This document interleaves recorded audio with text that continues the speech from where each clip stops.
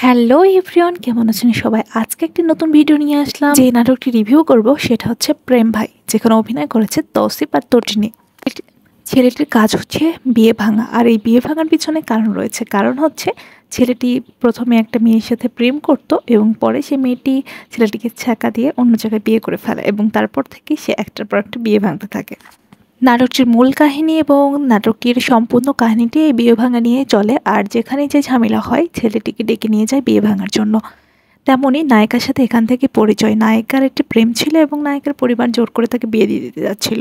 আর নায়কটি সেখানে পৌঁছে যায় এবং পৌঁছে যাওয়ার পর তার মাকে অজ্ঞান করে এবং মেয়েটিকে কাজে অফিসে নিয়ে যায়, কারণ মেয়েটি বলে যে সে বাড়িতে ফিরে গেলে তার বাবা তাকে মেরে ফেলবে। তখন উপায় না পেয়ে মেয়েটিকে ছেলেটির বাসায় নিয়ে যায় এবং ছেলেটির পরিবার মনে করে যে মেয়েটিকে বিয়ে করছে।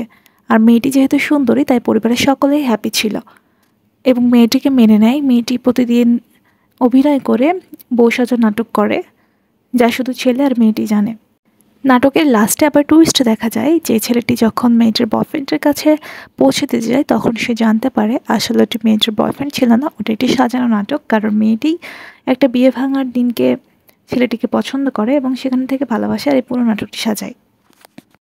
এবং এই কথা জানার পর ছেলেটি অনেক হ্যাপি হয় এবং পারিবারিকভাবে তাদের বিয়ে ব্যবস্থা হয় আর বড় একটা অনুষ্ঠান করার চেষ্টা করে। আর এখানে হয়ে যায় হ্যাপি এন্ডিং। নাটকটি এখানেই শেষ।